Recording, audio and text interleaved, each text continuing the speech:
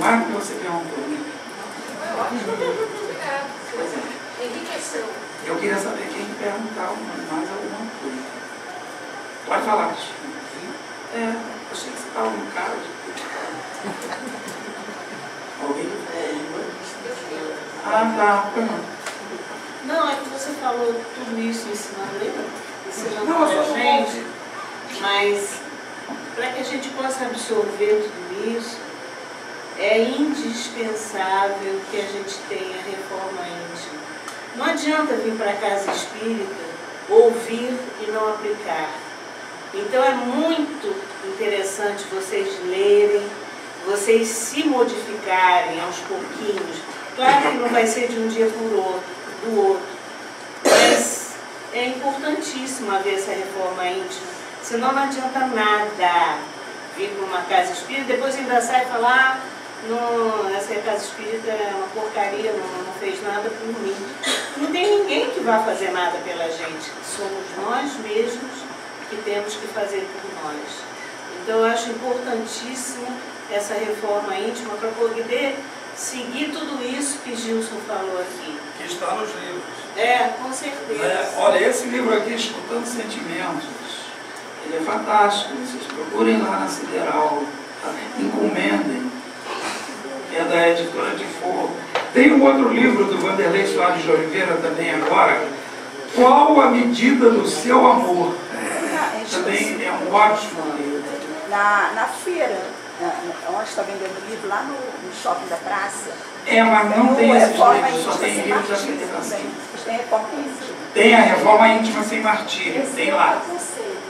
Tem Reforma Íntima Sem Martírio. É ótimo. Outro, Mereça Ser Feliz. Não é? Outro, quem sabe pode muito, quem ama pode mais.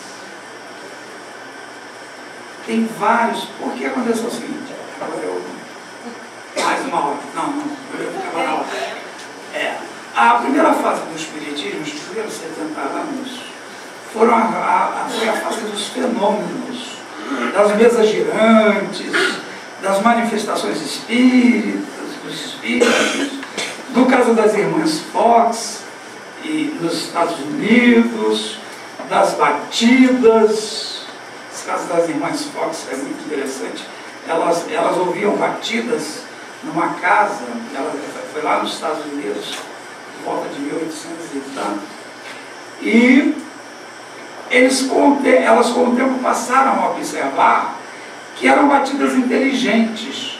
Elas começaram a perguntar, bata uma vez, aí batia, bata duas e tal. E aí elas começaram a fazer um código com o número de batidas de acordo com o alfabeto. Uma batida A, duas batidas B, três batidas C, quatro batidas D. Então elas estabeleceram um código em que o número de batidas correspondia a uma letra do alfabeto. E aí estabeleceu-se uma comunicação espiritual entre esse espírito que disse que tinha sido assassinado e estava emparedado no sótão daquela casa. E aí eles procuraram se informar, procuraram saber, e aí aquilo tinha sido uma estalagem, e a vizinhança falou que determinada vez vieram um viajante, e o viajante se instalara naquela estalagem, e que os cavalos, as mulas deles permaneceram e ele sumiu misteriosamente. Aí começaram a derrubar a casa e acharam o corpo do cara, né? Essas foram as manifestações nos Estados Unidos. Nos Estados Unidos tem várias manifestações mediúnicas. Então a primeira fase do Espiritismo foram as manifestações mediúnicas. As mesas girantes, as cestinhas, tinham umas cestinhas que botavam uma pena e eles... Igual aquela história do copo, que todo estudante gosta de fazer, de botar assim, botar aquela coisa. E aí era a fase dos fenômenos, das comunicações.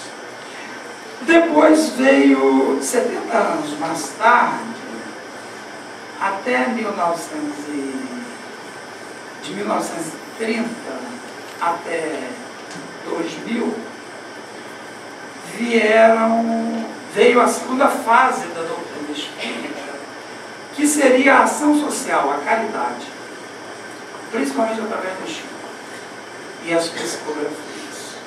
Então o espiritismo, conhecido pelos nossos pais e por nós, era para se impor, ele tinha que ter ação antes do discurso, a prática antes do discurso, ou junto com o discurso.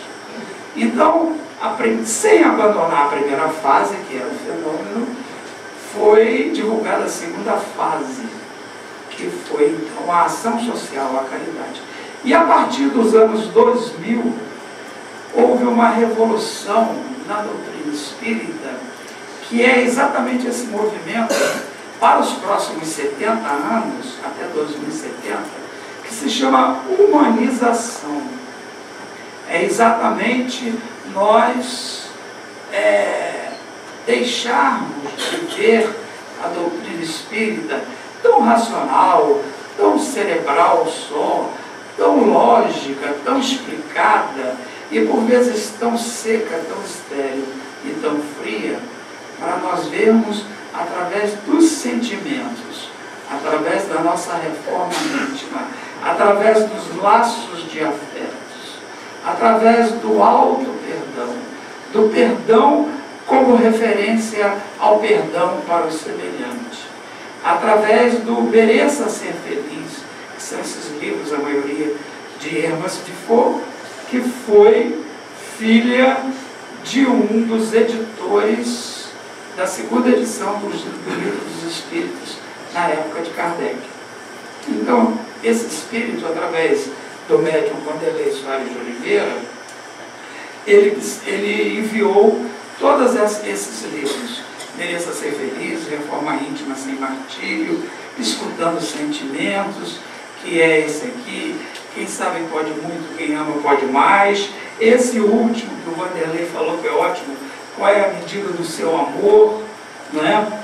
E, enfim, o Carlos Bacelli, que foi contemporâneo e ajudante do Chico, também tem vários livros fantásticos, através do espírito do Dr. Inácio Ferreira, que foi um psiquiatra em Uberaba, e que tem livros fantásticos, tem uma série de livros aqui que são importantes, vocês procurarem saber, eu depois posso dar o nome.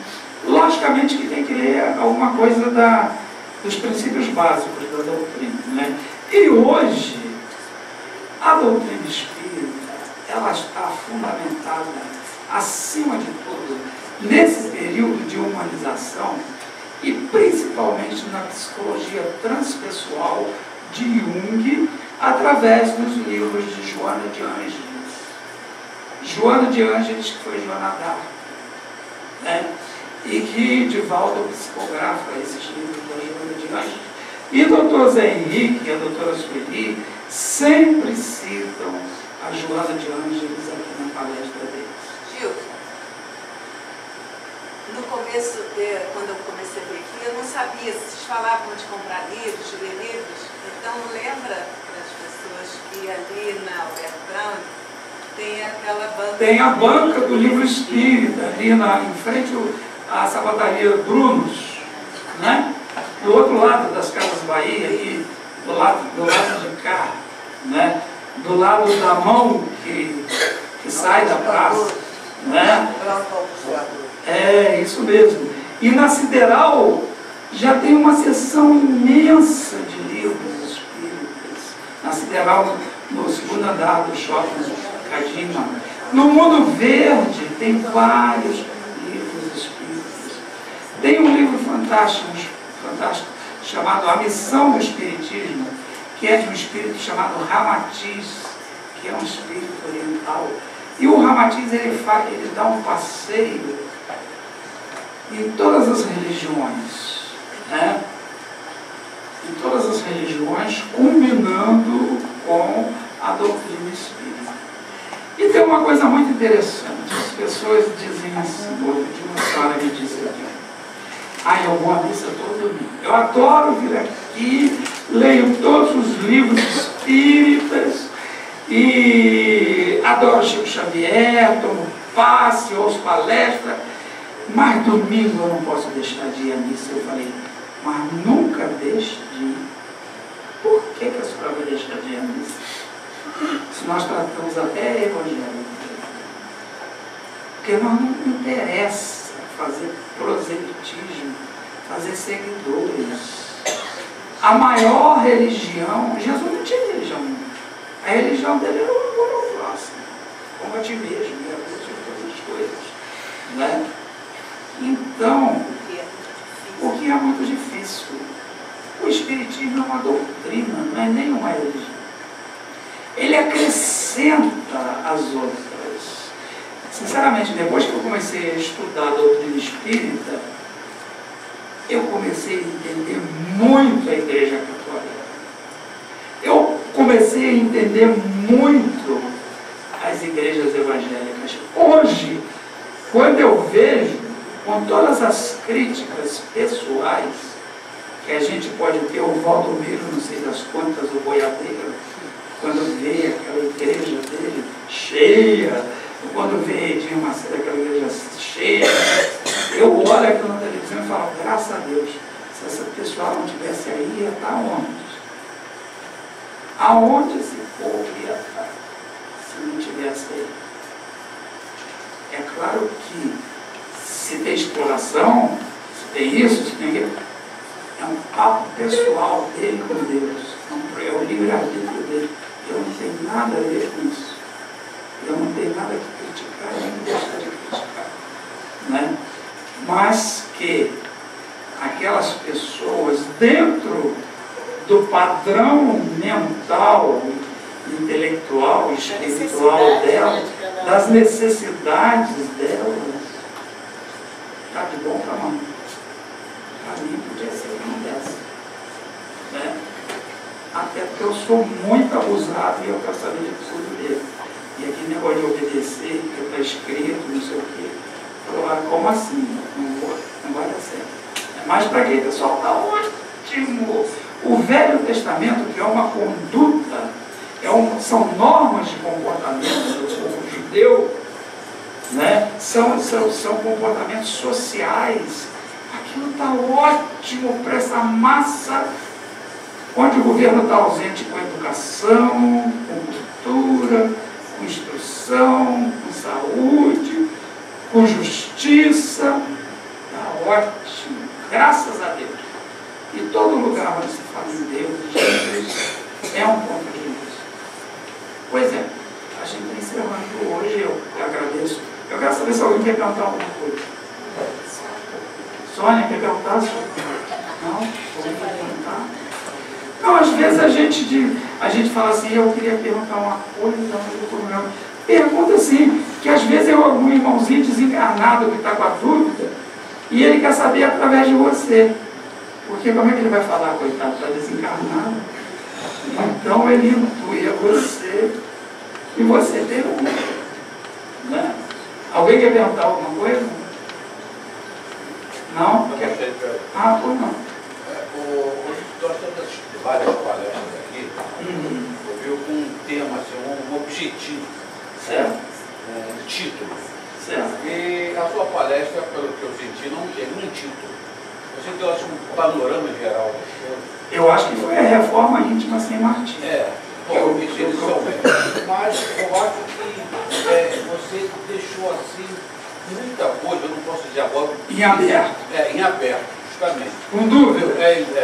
E eu gostaria de saber o seguinte, se era possível nós repetirmos esse tipo de palestra. Claro, porque pode. dá assim, um panorama geral e, Claro, e que cada um pudesse aprofundar, no sentido de melhorar o seu conhecimento. Mas você abre uma porta, viu, que dá chance. Eu abro várias pelo janelas. menos a mim, viu, de me introduzir, viu, dentro da doutrina espírita. Olha, primeiro eu quero parabenizar o senhor, porque só as pessoas inteligentes têm dúvidas. Quando você vê uma pessoa que diz, não tem dúvida de nada, vai estar certo. Não tem dúvida de nada. Então, quanto quanto mais dúvidas vocês tiverem, mais inteligentes vocês são. E as dúvidas todas que possam ter aqui, eu só tenho a cumprimentar vocês, porque vocês são muito inteligentes. E a doutrina espírita é inesgotável. É inesgotável. O nosso processo de evolução é eterno, porque a vida é eterna, né? E nós podemos combinar, agradeço a sua interferência, nós podemos combinar para as próximas vezes e até fazer uma caixinha, deixar uns papelzinhos aí, do que vocês gostariam que nós falássemos. Porque hoje a gente abriu um leque muito grande. Agora, eu fiz um convite, procurem os livros. Quando? Na terça-feira, a Gisele tem uns truques, não tem? Só amanhã que não vai ter. Amanhã que não vai ter. Mas a Gisele, que falou na segunda-feira passada, ela tem uns truques, toda terça-feira.